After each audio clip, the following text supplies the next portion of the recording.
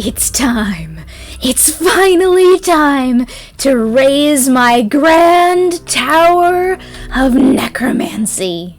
Necromancy, as a practice, is a sacred art in the kingdom of the Bone Spire. It is an art passed down through families, with every family specializing in their own version of the art. The strongest magic, of course, belongs to the royal family, in whose veins runs the blood of Withers, powerful magical beings who draw their great power from their hearts, a sought-after prize called another star. When citizens of the kingdom die, their skeletons are reanimated into servants, who serve the royal family until the magic keeping them animated deteriorates, and their skeletons are laid to rest for one final time within the walls of the Bone Spire. That is where it gets its name from the millions of bones that make up its walls. Contrary to popular belief, however, raising the dead is not the only ability of necromancy.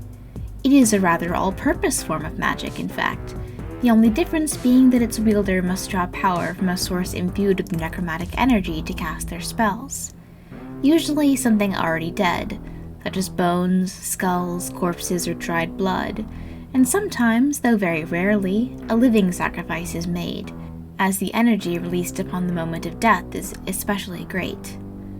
Since I am only half Wither, my mother was immortal, I have no nether star from which to draw power, and thus these sorts of instruments are especially important to me. If I wish to open a gate to the other world to rescue my father, I will need a great deal of necromantic energy, something only a living sacrifice can provide. But before I can do that, I must build a place upon which I can channel my power. And here is where I came to the conclusion to plan the construction of my great tower of necromancy, a structure atop which I will perform many spells, and hopefully also one day bring my father home.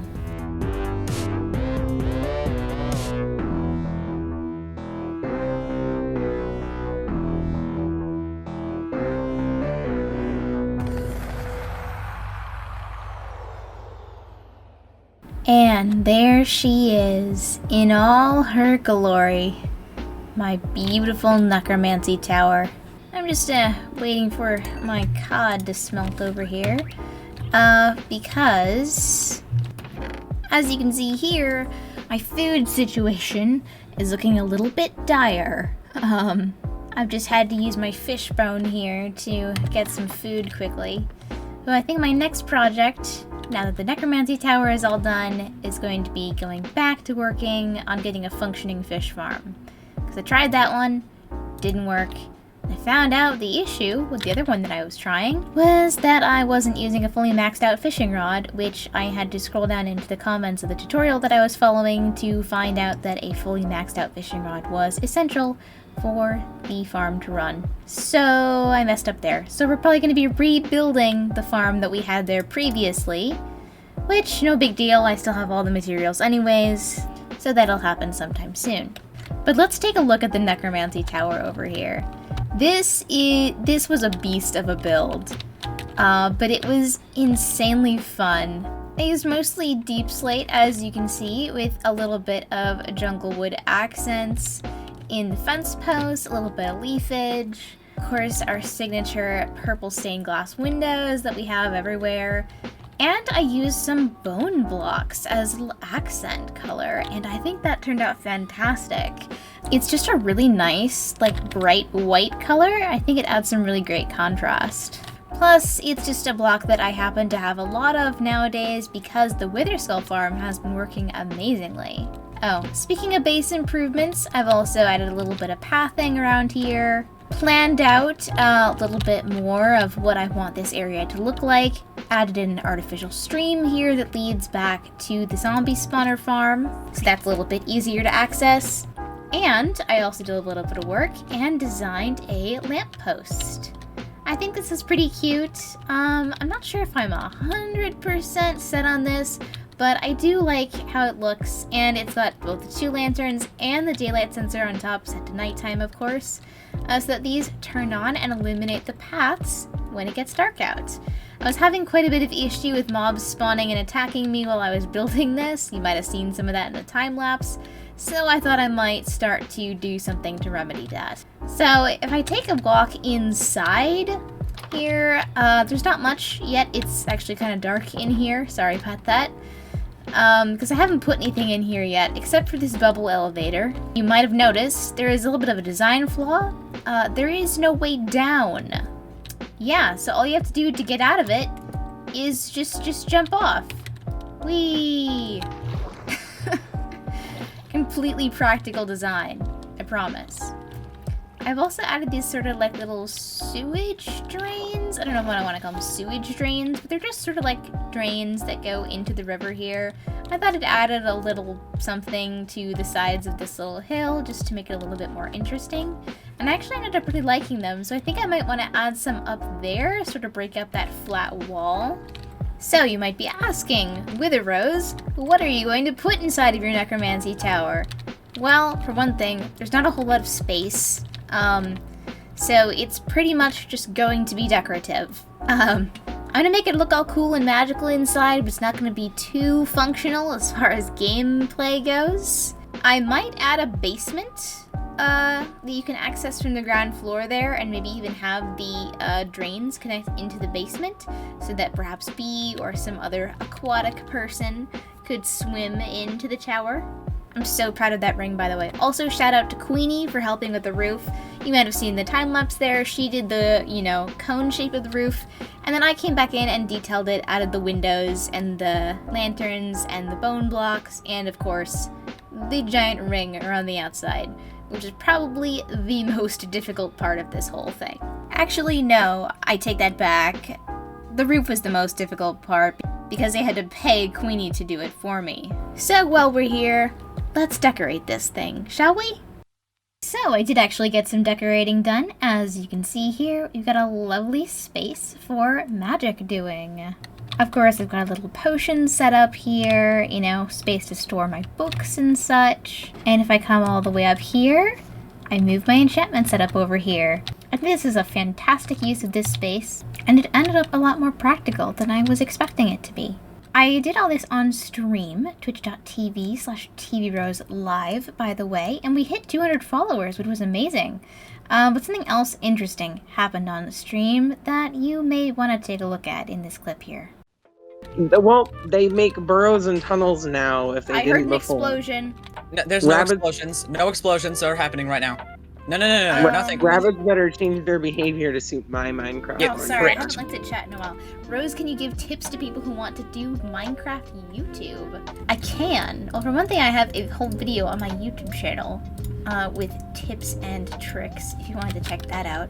But I think my advice... What?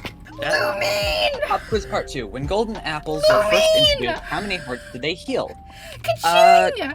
What the fuck? My parents are burning to death. What the fuck? My house is on fire! My house is on fire! What the fuck? My entire starter base is on fire! No! Yes! No. My entire starter base is burning down! On my way, TV Rose. Save quit. Who the fuck? Who the fuck did that? On my way, TV Rose. Don't worry. I'll be there soon. What happened? Who the fuck set my base on fire?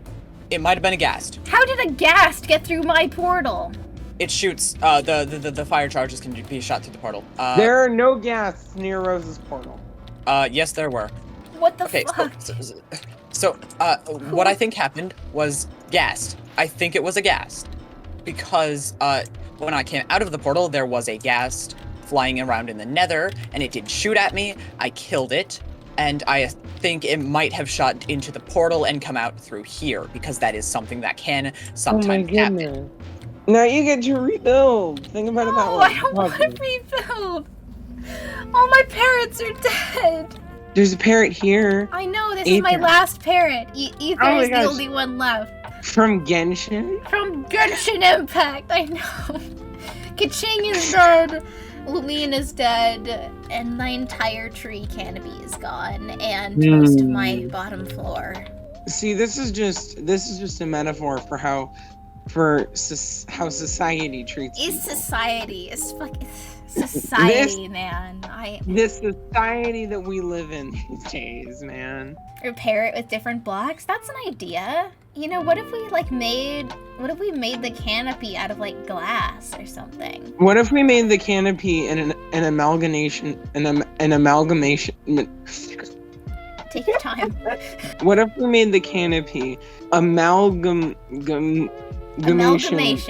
of different blocks? Roll credits. So yes, unfortunately my house did burn down. You can still see the scars on the trunk of the tree there. But I repaired it, and we got a cool glass roof now, which actually doesn't look all that bad. So you win some, you lose some. Unfortunately, however, I did lose 2 of my parrots in the fire, so I'm a little bit lonely up here. Ether is fine and all, but I'm a woman of many pets. So I thought I might test out the effectiveness of my necromancy tower by attempting to raise an old friend from the grave. A giant sea monster that I'd like to call Beto.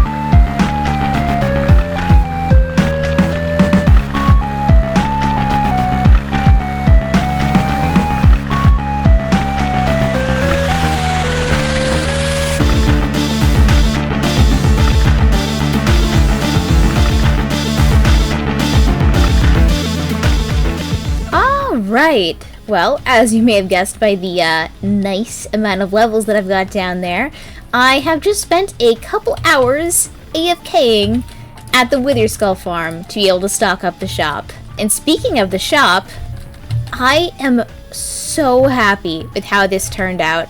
This was a really big risk for me because I'm not really used to building like organic curved shapes like this. And obviously, like, I've never built a fish skeleton in Minecraft before, so it was definitely a challenge, but it was fun, and I'm super happy with how it turned out. So hopefully, with this shop opened up now, we should have the diamonds rolling in, because I know there are a ton of people on this server looking for beacons. Currently, I'm asking 10 diamonds for a full wither, and 4 diamonds for just a single skull, and then I've got a couple other methods of payment, like if people want to give me netherite, you know, I'm not going to say no. So I have a couple conversion rates in the sales channel in our Discord, and people can just check that if they need to. What do you mean the clip was recorded out of order and the whole sea monster thing was just an excuse for me to post the time lapse of my really cool shop build? You hear that, Beto? They are making fun of me for planning out this episode poorly.